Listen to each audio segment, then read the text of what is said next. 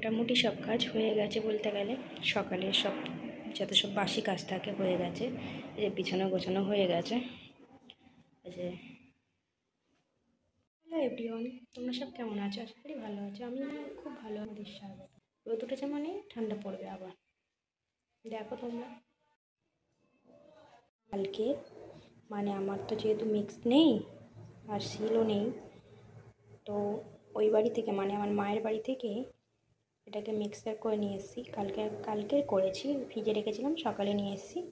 তো কালকে লাউ পাতাটা সিদ্ধ করে আর মিক্সার করে রেখেছিলাম, আজকে নিয়ে এসেছি। তো এই লাউ পাতা বাটা হবে আর ওইগুলোই হবে। Everyone, good morning. তোমরা সব কেমন আছো? আশা করি ভালো আছো। তো আজকে ওয়েদারটা দেখতে পাচ্ছ, বেশ ভালোই আছে। রোদটাও ভালো উঠেছে, ভোরের দিকে একটু ঠান্ডা পড়েছিল। তো সকালে তো সব কাজ হয়ে গেছে, এখন করব রান্না।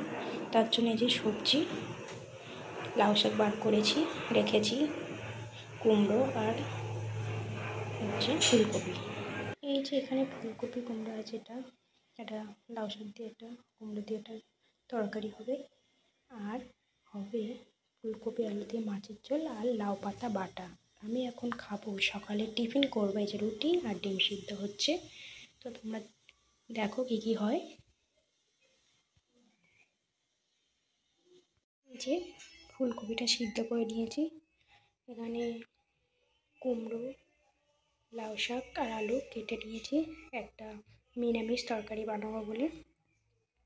আর এই যে মাছের নুন হলুদ মাখিয়ে, মানে মাখানো হয়নি, মাখাবো, ভাজবো। এই যে কড়াই তেল দিয়েছি, আর ওদিকে ফুলকপির জন্য আলু কাটা আছে। আর এই যে ভাতটা রয়েছে কালকের গায়ে, ওটা ভাতের সঙ্গে দিয়ে দেবো। তো চলো শুরু করা যাক রান্না।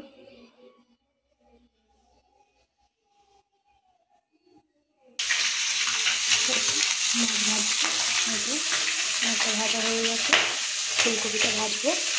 ফুলকপি মাছটা ভেজেই নিয়েছি।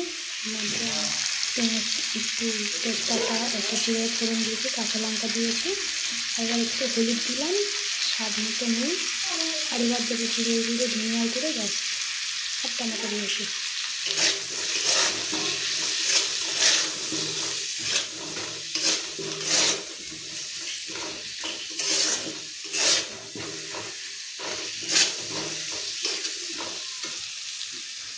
বন্ধুরা দেখো, ফুলকপি আলু মাছের ঝোল একদম রেডি। কি সুন্দর একটা কালার হয়েছে না, হেভি সেই কালার।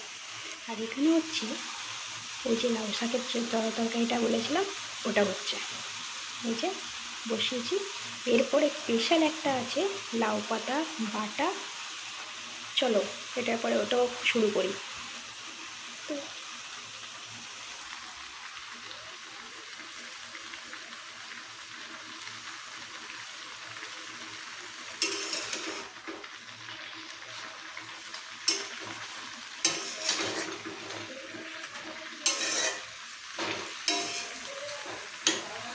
তরকারিগুলো হয়ে গেছে, লাউ পাতা বাটা হয়ে গেল, মানে এটার পরে লাউ পাতা বাটাটা হয়ে গেলে ভাত বসাবো।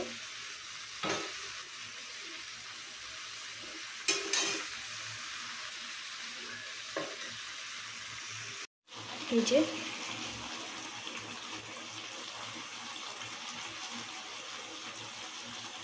তরকারি, মানে লাউ শাকের তরকারি, আর ওইদিকে ভাত হচ্ছে, এটা হয়ে গেছে।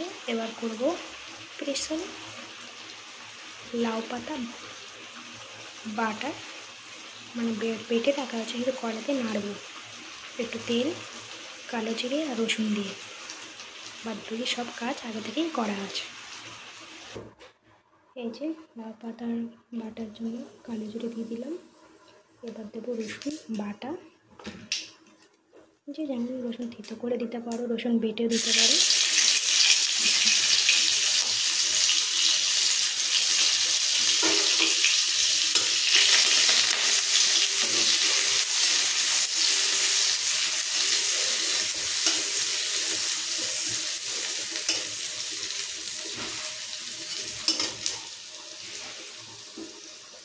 এই যে মিক্সার করা রয়েছে, যেহেতু শিলে বাটা নেই, শিলে বাটা বলি কিন্তু শিলে বাটা করা হয় না, এর মধ্যে কাঁচা লঙ্কা দিয়ে একসঙ্গে পেস্ট করা আছে, এটা এবার ঢেলে দেবো।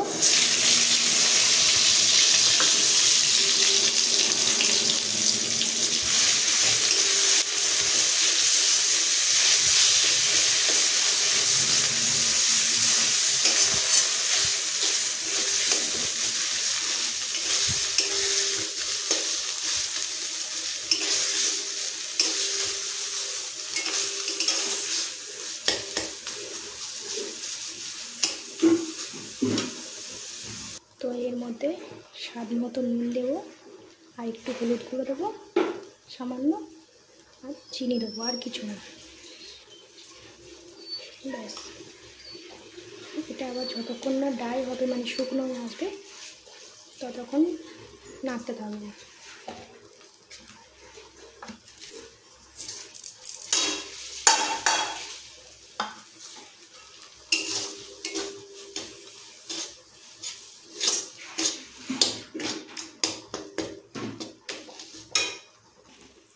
তো এই যে লাউ পাতা পুরো ড্রাই হয়ে গেছে, এবার নামিয়ে নেবো। এবার ভাতও হয়ে গেছে, নামিয়ে নেবো, তারপর গ্যাস পরিষ্কার করবো। তো চলো আজকের মতো এখানে টাটা, আবার নেক্সট ব্লগে দেখা হবে।